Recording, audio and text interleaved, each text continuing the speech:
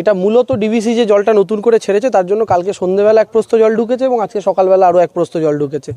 এটা মমতা বন্দ্যোপাধ্যায় প্রধানমন্ত্রীকে চিঠি লিখেছে, আপনারা দেখেছেন যে ডিভিসির ড্রেজিং এখনও পর্যন্ত তারা করছেন না এবং শুধুমাত্র বিহারকে বাঁচানোর জন্য নরেন্দ্র মোদী ইচ্ছা করে ডিভিসির মাধ্যমেই বাংলাটাকে ডোবানোর ধান্দা করছেন এবং অলরেডি করেছেন। এখানকার মানুষগুলো শুধু এই জায়গা তো নয়, এই জায়গাটা আমি বিশেষ করে এসেছি যেহেতু এখানকার মানুষ আমাকে প্রায় 7.5 লাখ ভোট দিয়েছেন, আমার একটা দায়বদ্ধতা আছে, জিততে পারি আর না পারি। বিশেষ করে আমি এখানকার মানুষকে জিজ্ঞাসা করলাম আপনাদের এমপি কি নবনির্বাচিত এমপি কি এসেছিলেন, তো সাধারণ মানুষের বক্তব্য যে অভিজিৎ গাঙ্গুলি দেখা তারা এখনও পাননি। তো মানুষ জিতিয়েছেন অভিজিৎ গাঙ্গুলিকে, প্রায় 70,000 ভোটে জিতিয়েছেন, কিন্তু সেই মানুষটা এখন অবধি আসেননি। সেই মানুষটা এলে তো মানুষ তাকে তার থ্রুতে প্রধানমন্ত্রীর কাছে আবেদন জানাতে পারতেন যে বাংলাকে দয়া করে ডোবাবেন না, বিহারকে বাঁচানোর জন্য। আপনাদের গোটা পার্টিটাই তো ওই বিহার উত্তরপ্রদেশ থেকে চলে, কিন্তু সেইটাকে বাঁচানোর জন্য বাংলাকে ডোবাবেন না, এই অনুরোধটুকুনি শোনার জন্য তো অভিজিৎ গাঙ্গুলির আসা উচিত ছিল। যাই হোক, মানুষ জিতিয়েছেন, তিনি ঠান্ডা করে বসে থাকার জন্য জিতেছেন।